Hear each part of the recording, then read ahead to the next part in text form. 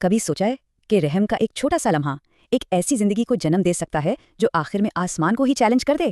آج ہم غرور، قسمت اور خدا اور ملک الموت کے درمیان ہوئے ایک ایسے ہی حیران کن مکالمے کی کہانی جانیں گے۔ تو یہ کہانی شروع ہوتی ہے ایک بہت ہی غیر معمولی سوال سے، ایک ایسی گفتگو سے جو تقدیر کے سارے پردے ہٹا دیتی ہے۔ یہ اعتراف ہے ملک الموت کا خدا کے سامنے۔ ذرا سوچیں، وہ ہستی جس کا کام ہی روح قبض کرنا ہے، اسے بھی کسی پر ترس آیا، اور وہ بھی صرف 2 بار۔ تو آخر وہ کون تھے؟ تو پہلی بار انہیں ترس آیا ایک بالکل نئے جنمے بچے پر، اکیلا، بھوکا اور ایک طوفانی سمندر کے بیچوں بیچ لکڑی کے ایک تختے پر بہہ رہا تھا، اور اس کی ماں کی روح ابھی ابھی قبض کی گئی تھی۔ کوئی بھی ہوتا تو دل پگھل جاتا۔ اور دوسری بار انہیں ترس آیا ایک بہت ہی طاقتور بادشاہ پر جس کا نام تھا شداد۔ وہ اپنی زندگی کی سب سے بڑی کامیابی یعنی اپنی بنائی ہوئی جنت کے دروازے پر کھڑا تھا، بس ایک قدم دور، اور تبھی اسے روک دیا گیا۔ اب یہاں جو بات سب سے دلچسپ ہے وہ ہے یہ فرق۔ ترس کے یہ 2 لمحات 2 ایسے لوگوں کے لیے تھے جو ایک دوسرے سے بالکل مختلف تھے۔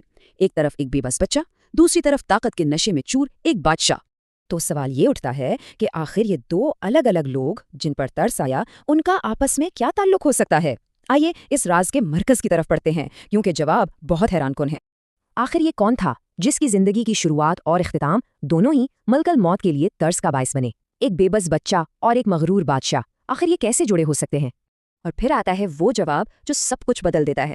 خدا نے فرمایا تمہیں ایک ہی شخص پر 2 بار ترس آیا۔ وہ بے بس بچہ اور مغرور بادشاہ دراصل ایک ہی انسان تھے۔ یہ سن کر تو ملک الموت بھی حیران رہ گئے۔ جس بچے کی بے بسی پر انہیں ترس آیا تھا، وہی بڑا ہو کر ظالم شداد بنا جس نے خدا کو چیلنج کرنے کی ہمت کی۔ لیکن سوال یہ ہے کہ وہ بے سہارا بچہ آخر اتنا بڑا طاقتور بادشاہ بنا کیسے اس نے اپنی جنت بنانے کی طاقت حاصل کی؟ چلیں اس کے اس ناقابل یقین سفر کو دیکھتے ہیں۔ اس کا سفر سمندر کی لہروں سے شاہی تخت تک بڑا ہی غیر معمولی تھا۔ یہ چند ایسے واقعات کا سلسلہ تھا جنہوں نے اسے طاقت کی بلندیوں تک پہنچا دیا۔ تو ہوا یوں کہ سمندر کی لہروں سے بچنے کے بعد اس بچے کو ایک غریب خاکروب نے پایا اور اس سے پال پوس کر بڑا کیا۔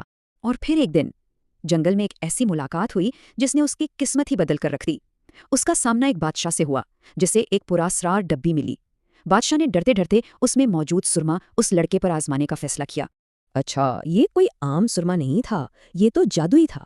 اسے آنکھوں میں لگاتے ہی شداد کو زمین کے نیچے چھپے ہوئے سارے خزانے نظر آنے لگے۔ یہاں شداد نے بڑی چالاکی دکھائی۔ اس نے اندھا ہونے کا ڈرامہ کیا۔ بادشاہ ڈر کر سرمے کی ڈبی وہیں پھینک کر بھاگ گیا، اور شداد نے اسے اٹھا لیا۔ اور بس اس نئی طاقت کے ساتھ شداد نے زمین سے خزانے نکالنا شروع کر دیے۔ دیکھتے ہی دیکھتے اس نے بے شمار دولت، ایک بہت بڑی فوج اور ایک طاقتور سلطنت کھڑی کر لی۔ لیکن جب طاقت حد سے بڑھ جائے تو وہ غرور بن جاتی ہے، اور یہیں سے شداد کے زوال کی کہانی شروع ہوتی ہے۔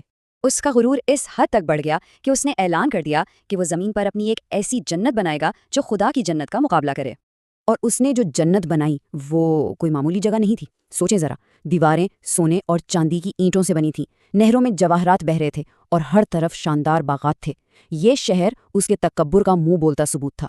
اور پھر وہ دن آیا، وہ اپنی بنائی جنت کے دروازے پر پہنچا، گھوڑے پر سوار، ایک پاؤں رکاب میں، بس اندر قدم رکھنے ہی والا تھا کہ آسمان سے حکم آیا۔ خدا نے ملک الموت کو حکم دیا کہ اس کی روح قبض کر لو، اس سے پہلے کہ یہ اپنی جنت میں قدم رکھ سکے۔